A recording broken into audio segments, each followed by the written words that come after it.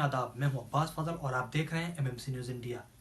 दिल्ली के द्वारका में acid attack का मामला सामने आया है।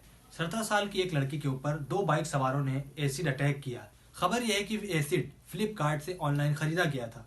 पूछताछ में ये मालूम चला कि लड़की सुबह 7:30 बजे अपनी छोटी बहन के साथ कहीं जा रही थी। उसी दौरान 2 बाइक सवार ने उस पर एसिड अटैक किया। बहरहाल पुलिस ने आरोपियों को गिरफ्तार कर लिया है और लड़की को दिल्ली के सफदरजंग हॉस्पिटल में भर्ती कराया गया है। इसके खिलाफ आज जंतर मंतर पर प्रोटेस्ट भी किया गया है। आइए दिखाते हैं कि किस तरीके से औरतों ने इसके खिलाफ प्रोटेस्ट किया। उन छात्रों और महिलाओं पर डंडा बरसाए थे और पानी की बौछारें उनके ऊपर छोड़ी थी। हम सभी जो यहाँ खड़े हैं उनमें से ज्यादातर उस घटना का शिकार हुए थे। उस पानी की बौछारों का और उस लाठीचार्ज का हम लोग शिकार हुए थे। साथियों, उसके बाद जंतर मंतर से लेकर और पूरे देश भर में, देश के गली गली के अंदर, देश के हर जिले में, हर गांव के अंदर आंदोलन खड़ा हो गया था और ऐसा लग रहा था कि अब अपराध नहीं होंगे। हमारे देश के इतिहास में पहली बार ऐसा हुआ कि आंदोलन के दबाव में किसी कमेटी को गठित करने के लिए सरकार को मजबूर होना पड़ा। लेकिन दुख की बात यह है कि 2012 से लेकर और 2022 तक जो महिलाओं पर अत्याचारों के जो हालत है उसको देखकर हर व्यक्ति के रोंगटे खड़े हो जाते हैं। अभी दिल्ली के अंदर 2 दिन पहले ही एक स्कूल की छात्रा के ऊपर 3, हम उनको छात्र नहीं कहेंगे बल्कि वो दरिंदे हैं, क्योंकि एक हमारी सरकार है, भारत सरकार, जो अपराधियों को, जो बलात्कारियों को, जो हत्यारों को, जो संस्कारी कहती है, वो उनमें उनको ब्राह्मण नजर आता है, उनमें उनको शूद्र नजर आता है।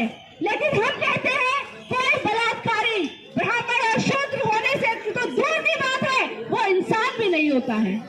वो सिर्फ एक अपराधी होता है, वो समाज के ऊपर कलंक होता है, वो मानवता का दुश्मन होता है, वो किसी भी श्रेणी, इंसानियत की किसी श्रेणी में नहीं आता है साथियों।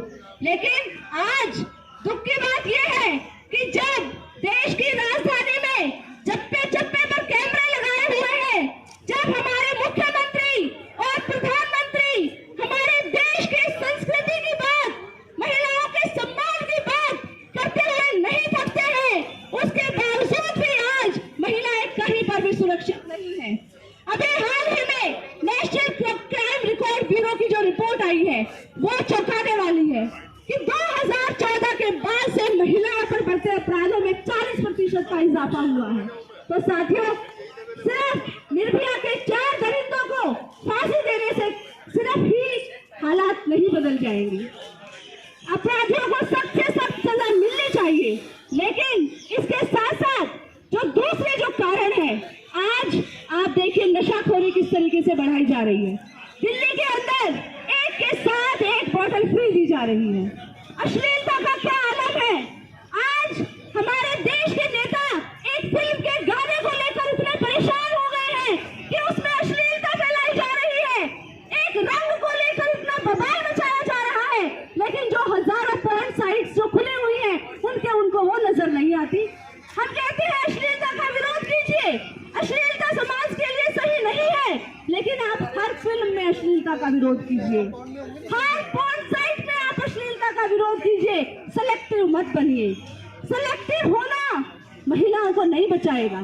तो साथियों, एक तरफ ये समस्या और दूसरी तरफ आप देख रहे हैं छावला कांड भी हुआ था 2012 में। छावला कांड में जो दोषी थे उनको भी सरकार ने छोड़ दिया। दूसरी तरफ बिल्किस बाबा के जो अपराधी थे उनको छोड़ा जा रहा है।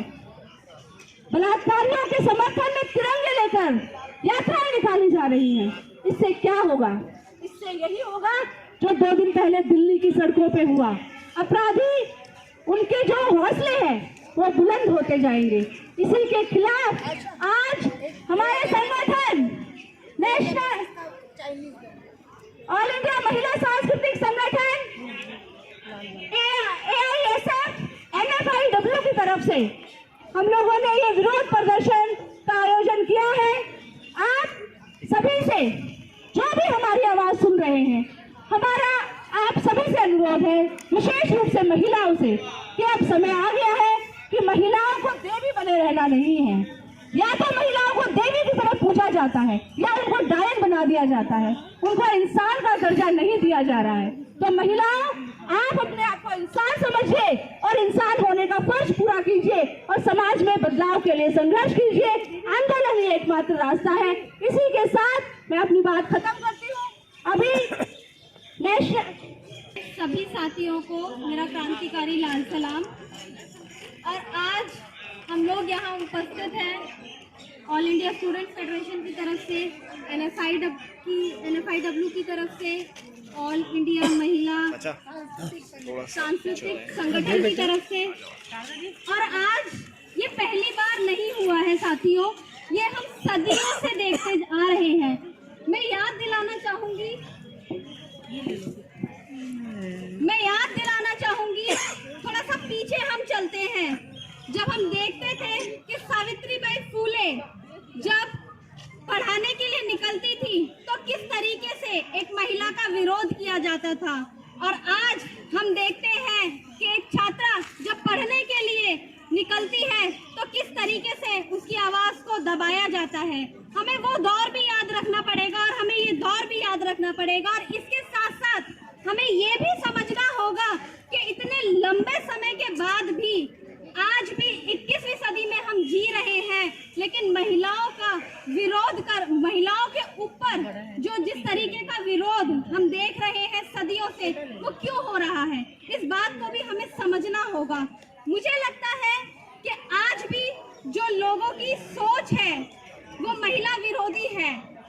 वो इसलिए है साथियों क्योंकि हम देखते हैं कि जब हम बात करते हैं महिला रिप्रेजेंटेशन की, चाहे वो ऊपर से लेकर के नीचे हो, पार्लियामेंट्री से लेकर के नीचे स्कूल के अंदर हो, हम देखते हैं कि वो रेशियो आज भी कहीं ना कहीं मेल नहीं खा रहा है।